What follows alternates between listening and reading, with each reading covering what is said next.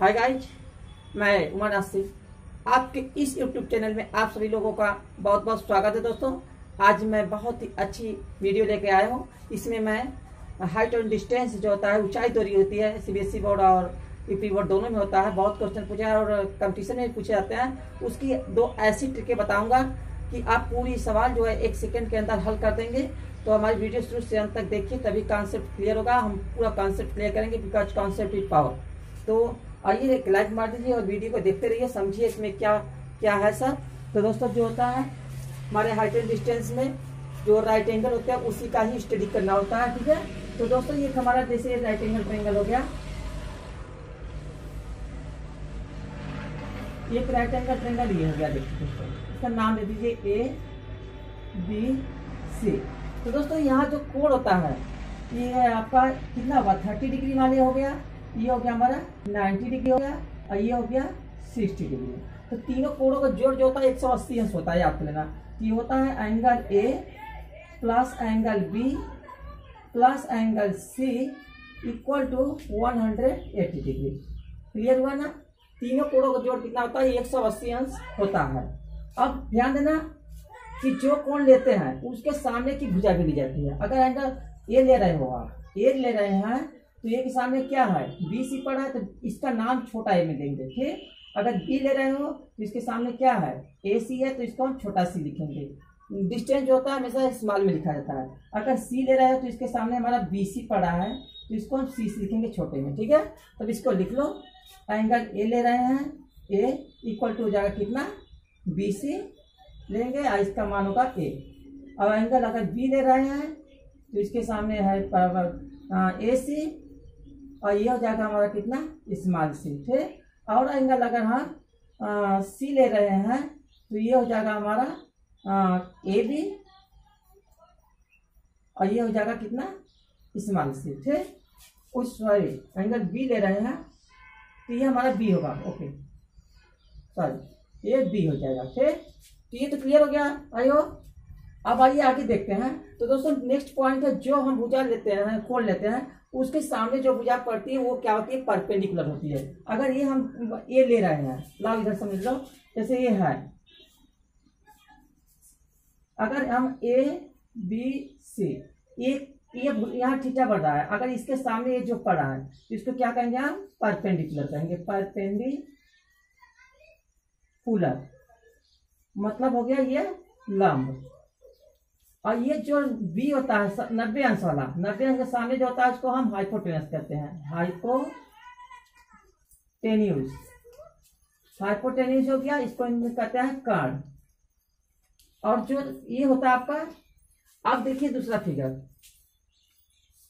अगर इस तरह से है ए बी सी है, अगर हम सी ले रहे हैं तो इसके सामने ये भुजा पड़ रही है, तो ये हमारी हो जाएगी क्या, परपेंडिकुलर और इसके सामने ये जो है, ये तो आपका हाइपोटेनस रहेगा ही। और जो ये भुजा बच रही बाकी, उसको हम क्या कहेंगे, बेस कहेंगे। ये हो जाएगा आधार। ये तो क्लियर हो गया। मतलब जो कोण लेते हैं उसके सामने भुजा हमारा लंब होती है, इतना ख्याल रखिएगा। तो आइए इसी के संदर्भ में आगे हम बढ़ते हैं। तो दोस्तों, अब ये तो आपका क्लियर हो गया, 30 60 90। अब आइए इसके लिए हम एक फार्मूला डेरिवेट कर रहे हैं, किस तरह से हम सवाल को हल करेंगे। तो दोस्तों, ये हम जानते हैं कि tan थीटा, यहाँ देखिए 30 अंश है, 30 अंश का लिख लो, tan 30 डिग्री। tan 30 डिग्री तो क्या होता है, कितना होता है, 1/√3 होता है, ठीक। और tan थीटा का सूत्र क्या होता है, लंब बटे आधार। ये होता है हमारा परपेंडिकुलर बाई बेस, लंब बटे आधार हो गया। तो दोस्तों, जब ये परपेंडिकुलर कितना है, ये 1 है, तो इसका परपेंडिकुलर ये कितना हो गया, 1। तो हाँ दोस्तों, चलिए tan 30 अंश का मान हो गया 1/3, ये हो गया परपेंडिकुलर बेस। तो ये हो जाएगा कितना, आइए फिगर ले लीजिए फिर से। ये हमारा था 30 अंश, ये हो गया था 60 अंश और ये आपका 90 अंश है ही। तो ए बी सी। तो दोस्तों, ये क्या है, ये हमारा हो गया 1, ये हो जाएगा √3। अब आई ए सी कितना हुआ, तो यहाँ हम ए सी यहाँ पाइथागोरस लगाएंगे, अप्लाई पाइथागोरस थ्योरम है। तो ये हो जाएगा अंडर रूट में क्या होता है AB square plus BC square, तो हो जाएगा √3 का स्क्वायर और प्लस 1 का स्क्वायर। ठीक, तो √3 का हो जाएगा 3 और प्लस 1, तो 3 1 4 हो गया, अंडर रूट में 4, तो 4 का मान हो गया कितना 2, तो ये हमारी हो जाएगी कितनी 2। तो हमारा एक सूत्र बनकर तैयार है दोस्तों कि अगर कोण हमारा 30 60 90 में है, 30 60 90, ठीक, इसमें तो इसका रेशियो आ गया क्या, तो देखिए 30 के सामने के रिजल्ट में कितना है 1 हो गया रेशियो, और 60 वाला कितना है ये कड़ी में 3 हो गया, और 90 वाला कितना है 2 हो गया। तो ये हमारे रेशियो ये सूत्र हो गया दोस्तों, इसको आप स्क्रीनशॉट ले लीजिए क्योंकि यही पूरा सूत्र हमें लगाना है। अभी एक सूत्र भी बाकी उसको भी डेरिवेट कर रहे हैं, डेरिवेशन एक चला सा डेरिवेशन है ये। ठीक, अब आइए दूसरा जो सूत्र होता है उसको हम बता रहे हैं कैसे निकालना है। हाँ तो सब आइए डेरिवेशन दूसरा देखते हैं, डेरिवेशन। तो दोस्तों अब हम 30 60 90 देख चुके हैं, अब लाते हैं 45 अंश के लिए। A B C, ये मान लीजिए आपका 45 है, तो ये भी हमारा 45 ही होगा, और ये भी हमारा 90 है तो 90 होगा।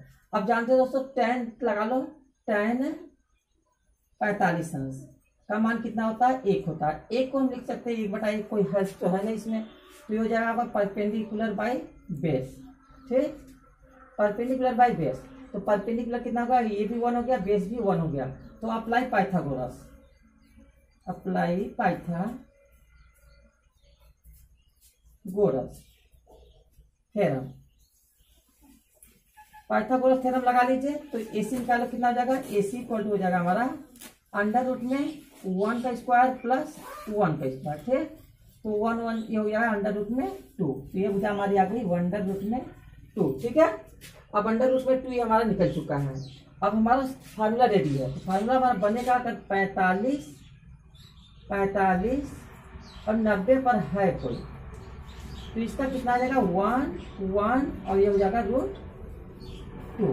ठीक, ये सूत्र हमारा आ गया, तो इसको आप स्क्रीनशॉट लीजिए क्योंकि ये भी यूज करना है, इस तरह के दोनों कोड आएंगे। तो आइए अब हम कुछ न्यूमेरिकल क्वेश्चन जो है RS अग्रवाल की बुक है 12.1 एक्सरसाइज है, तो उसके बारे में मैं कुछ एग्जाम्पल देकर क्लियर करता हूँ कैसे है। तो चलते हैं फिर कि क्वेश्चन नंबर 1 है कि अ tower stand vertically on the ground, मतलब एक टावर स्तंभ खंभा है जमीन पर कहीं सीधा खड़ा है, और from the point on the ground 20 metre away from the foot of tower the angle of elevation of the top of tower is 60 degree. मतलब कर रहे हैं कि एंगल एलिवेशन जो है, मतलब कि उन्नयन कोण जो है ऊपर देखने वाला कितना अंश बन रहा है 60 अंश बन रहा है। What is the height of tower, तो टावर की ऊंचाई क्या है ये समझना है। तो आइए देखते हैं, तो पहले हम ये एंगल समझ लेते हैं दोस्तों। अब ये देखो इसमें कह रहा है कि एक टावर है, मान लीजिए हमारा टावर हो गया PQ, ये हो गया टावर, टावर हो गया। अब यहां से कर रहा है 20 मीटर दूर, 20 मीटर दूर से देख रहे हैं, तो इसका एंगल बढ़ रहा है कितना 60 डिग्री, ये हो गया हमारा 60 डिग्री। ठीक, 60 अंश कोण बना है। तो दोस्तों हमारा 2 कोण होता है, हाइट एंड डिस्टेंस में 2 कोण होते हैं। एक होता है एंगल ऑफ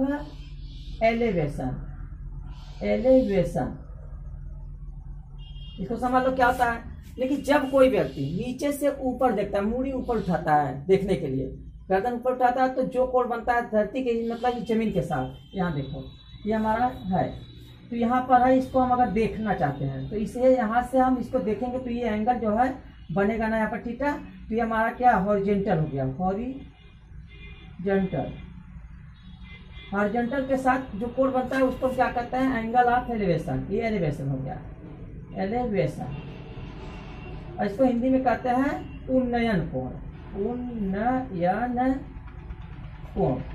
ठीक, मतलब नीचे से देखने पर जो ऊपर बनता है उन्नयन कोण, और दूसरा होता है एक और कोण बनता है, यहाँ पर देख लो वो भी समझ लो।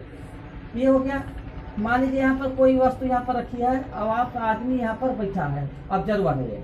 अब ये जब यहाँ से नीचे की वस्तु देखेगा तो मूड़ी नीचे करेगा देखने के लिए ना, छत पर जैसे नीचे देखना, नीचे करोगे तो यहाँ पर जो कोण बनेगा, तो दोस्तों यहाँ पर जो है एक हमारी एक लाइन होगी, इमेजरी लाइन जो कि हॉरिजॉन्टल जो नीचे धरती है उसके पैरेलल होगी।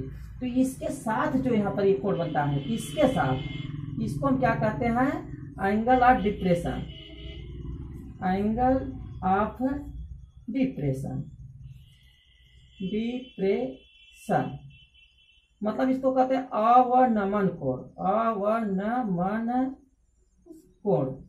ठीक, ये हो गया अवनमन कोण। तो इसमें हमें पढ़ना है, इसमें एंगल एलिवेशन दिया है उसको ही देख रहे हैं। तो चलिए आगे बढ़ते हैं।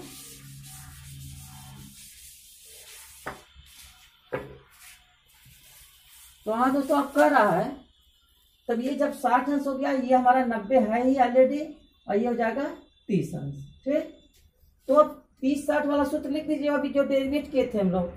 तो हो जाएगा 30 अंश 60 अंश और इधर हो गया 90 अंश।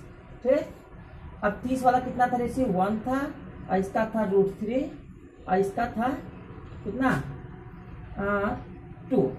तो दोस्तों याद रखना, अगर एक है तब तो वही उसी का टोटल मल्टीप्लाई कर देंगे। अगर हमारे 60 अंश का दिया है सामने वाला पूरा, तो कड़ी में 3 से भाग दे करके जो आंसर आएगा उसका इसमें मल्टीप्लाई करेंगे। और 90 अंश के सामने भुजा दी है तो 2 से भाग दे करके इसमें मल्टीप्लाई करेंगे, ध्यान रहे। और उसी तरह से 45 अंश वाले में भी एक है तो ठीक है, नहीं कड़ी 2 से भाग देंगे। तो आइए इसमें देखिए हमें दिया क्या है, 60 अंश के सामने भुजा ये दिया कितना, ये तो मालूम नहीं, यही हमको मालूम करना है। मान लो ये चुटाई पर है और ये करा ये 20 मीटर दूरी पर है, ये होगा PQR। तो यहाँ मान लो लेट PQ यानी tower and 20 metre away from R point, angle of elevation is 60 degree बन रहा है। तो 60 अंश का कोण हो गया। तो देखिए इसके सामने, इसके 30 अंश के सामने है ना 20 बना है, तो ये हमारा हो गया कितना 20, ये हो गया 20। तो ये कितना होगा 60 अंश के सामने, मतलब कि 60 अंश के सामने यही भुजा है ना, तो इसमें 20 से क्या करिए मल्टीप्लाई कर, तो ये जाएगा 20 कड़ी में 3 कड़ी लगी रहेगी। और ये अगर पूछ दिया कि ये जो हाइपोटेनस ये कितना होगा, तो इसमें 2 से गुणा कर दो, तो जाएगा कितना 20 गुणे 2 कर दीजिए, तो हो जाएगा 20 गुना 40। तो ये भुजा कितनी जाएगी 40 रहेगी। लेकिन हमको फाइंड से यही करना है, कितनी चाहिए 20 कड़ी में 3। यही आपका आंसर है, चेक कर लीजिए, बुक में दिया होगा, क्वेश्चन नंबर 1 है। तो आइए अगला क्वेश्चन देख लेते हैं। तो हाँ दोस्तों, ये क्वेश्चन नंबर 5 भी बहुत अच्छा है, पूछा जाता है। तो आइए देखिए क्वेश्चन 5 क्या है कि a kite is flying at a height of 75 metre from the ground level. मतलब एक पतंग है करा की जमीन से 75 मीटर की ऊंचाई पर उड़ रही है। अटैच अ स्ट्रिंग, स्ट्रिंग मतलब धागा, एक धागे से बंधी हुई है, इंक्लाइन माने झुकी हुई है, at a 60 degree of horizontal, मतलब जो क्षैतिज है वो धागा जो है 60 अंश का कोण बना रहा है। Find the length of the string to nearest metre. तो कह रहे हैं जो धागा लगा है, रस्सी लगी है पतंग में, उसकी लंबाई हमको निकालना है। ठीक है, तो आइए देख लेते हैं इसको। तो मान लो ये हमारा काइट हो गई, ये काइट हो गया हमारा काइट, इसके ले लो, मान लो काइट हो गया। और ये धरती से कर रहा है 75 मीटर की ऊंचाई पर उड़ रहा है, और कर रहे हैं 75 मीटर, और यहाँ पर आदमी खड़ा है। ये जो ये देखिए स्ट्रिंग हो गई, लेट है KT और मान लो यस हो गया। तो मान लिया कि ये KS जो है हमारी क्या है स्ट्रिंग है, ये धागा है स्ट्रिंग, इसकी लंबाई मान लो यद है, और ये 90 अंश हो गया, ये हमारा 60 अंश दिया हुआ है। तो ये जब 60 है तो ये क्या हो जाएगा 30 अंश हो जाएगा। क्लियर। तो आप देखिए फिर वही आ गया 30 60 90 वाला काम। तो क्या करेंगे आप, तो लिख लो पहले फार्मूला 30 60 90। तो रख लो मान 1, और इसका होता है √3 और इसका होता है 2। अब देखो क्या दिया है, हमारा 60 अंश के सामने 75 दिया, 60 अंश यहाँ पर देखो है ना, तो ये कितना है 75 है। अब हमको यूनिट पहले निकालना है, तो पहले हम 75 में इसके करीब 3 से भाग दे देंगे, तो ये हो जाएगा 75 अपॉन √3 कर लो। तो देखो रेशनलाइज कर लो इसको, करीब 3 से ऊपर नीचे गुणा कर दो, तो ये जाएगा √3 अपॉन √3, ये जाएगा कितना 75 कड़ी में 3 बटे 3, काट लो इसको, 3 के 3, 3 दूनी 6, 3 पच्चे 15, तो ये जाएगा 25 कड़ी में 3। फिर तो 25 कड़ी में 3 तो हमारा आ गया यूनिट। अब 25 कड़ी में 3 से इसमें भी मल्टीप्लाई कर दो, इसमें भी करो, जो आपको मालूम करना हो। तो अब हमें इसमें कर लीजिए कितना हो जाएगा, तो ये हो जाएगा कितना 25 कड़ी में 3, एक में करेंगे तो इतना ही होगा। अब देखो अगर मान लो हमें 30 अंश के सामने पूछ रहा है कि ये पतंग कि जो नीचे से दूरी है रस्सी की, जो आदमी खड़ा है पतंग के नीचे से कितनी है, तो 25 कड़ी में 3 है। लेकिन हमको ये स्ट्रिंग मालूम करना है, तो इसके सामने यही है ना, स्ट्रिंग यही है धागा, तो ये हाइपोटेनस से 90 अंश जो है इसके सामने की भुजा मालूम करना है। तो ये कैसे होगा, ये हो जाएगा 2 गुणे 25 कड़ी में 3, इसमें 2 से मल्टीप्लाई कर दो, जो 25 कड़ी में 3 आया है इसका इसमें मल्टीप्लाई कर लीजिए, तो हो जाएगा 25 दूना 50, 25 दूना 50 हो गया, 50 कड़ी में 3। अब 50 कड़ी में 3 है, अब ये लिख सकते हो इसको 50 गुणे कड़ी में 3 का मान होता है 1.732। ये गुणा करेंगे तो हो जाएगा कितना, ये 0 रख लो, 5 दूनी 10 के 0, 5 के 15, 1 16, 5 7 35, 1 36 हो गया, 5 के 5 थे 8, और यहाँ पर हमारा लग गया पॉइंट। लेकिन करा नियरेस्ट निकालो, तो नियरेस्ट कितना हो जाएगा लगभग, देखिए 10 के बाद 6 और 5 से ज़्यादा है तो इसमें 1 जोड़ दीजिए, तो हो जाएगा 86 है, तो हो जाएगा 87। तो ये जो है कितना, इस रस्सी की लंबाई कितना है 87 मीटर। यही आपका आंसर हो गया दोस्तों। तो इस तरह से हम सवाल, इसको कोई भी सवाल आप इस तरह ट्रिक पर लगा सकते हो। मान लीजिए जैसे 45 संस्कार के लिए एक बता देते हैं मैं आपको, 45ABC, 45 ए भी है, 45 ए भी है, और ये आपका हो गया 90। अब इसमें मान लीजिए ये भुजा दे दी है कितनी, 90 अंश के सामने ये दे दिया आपको 20 मीटर, ठीक है, 20 मीटर ये दिया है। अब कह दिया कि आप ए बी और बी सी मालूम करो, तो इसको लिख लो 45 45 90, तो इसका ये हो जाएगा कड़ी में 2, तो ये तो हमारा 20 है, तो ये कितना होगा, तो ये कड़ी में 2 से इसमें डिवाइड कर देंगे तो ये दोनों मिल जाएगा, तो ये हो सकता है कितना 20/√2, ऊपर नीचे मल्टीप्लाई कर दो √2 से, ये हो जाएगा कितना 20 कड़ी में 2/2, 2 से भाग दो, 2 के 2, 2 दाम में 20, तो हो जाएगा 10 कड़ी में 2, तो ये कितनी आ गई 10 कड़ी में 2, ये भी हो जाएगा 10 कड़ी में 2, ये भी हो जाएगा। इस तरह से कोई भी साइड आप निकाल सकते हैं, बहुत ही इजी फार्मूला दोस्तों। तो अब हम इतने क्वेश्चन बताते हैं। I hope that you are well understand all concept. तो दोस्तों हमें उम्मीद है कि आपको पूरा समझ में आ गया होगा। अगर कोई प्रॉब्लम है समझने में तो आप कमेंट जरूर कीजिएगा, हम उस पर सुधार लाएंगे और आप आगे बढ़ेंगे। हम आपको सब्सक्राइब करने के लिए तो नहीं कहेंगे, लेकिन अगर आपको ऐसा लगता है कि ये सब सूत्र आप सीखें, कंपटीशन में परीक्षाओं में और बोर्ड की परीक्षाओं में सब में आगे बढ़े, अच्छे नंबर लाएं, तो आप सोच विचार के हमारे चैनल को सब्सक्राइब कर दीजिएगा और बेल आइकन दबा लीजिएगा। कोई प्रेशर नहीं है, और एक लाइक मार दीजिए, और अच्छा लग रहा है तो अपने दोस्तों में फटाफट भी शेयर कीजिए, इसको कमेंट भी कीजिएगा। और keep on watching my video. Thanks for watching my video, और अगली वीडियो में हम मिलेंगे, तब तक के लिए टाटा बाय बाय।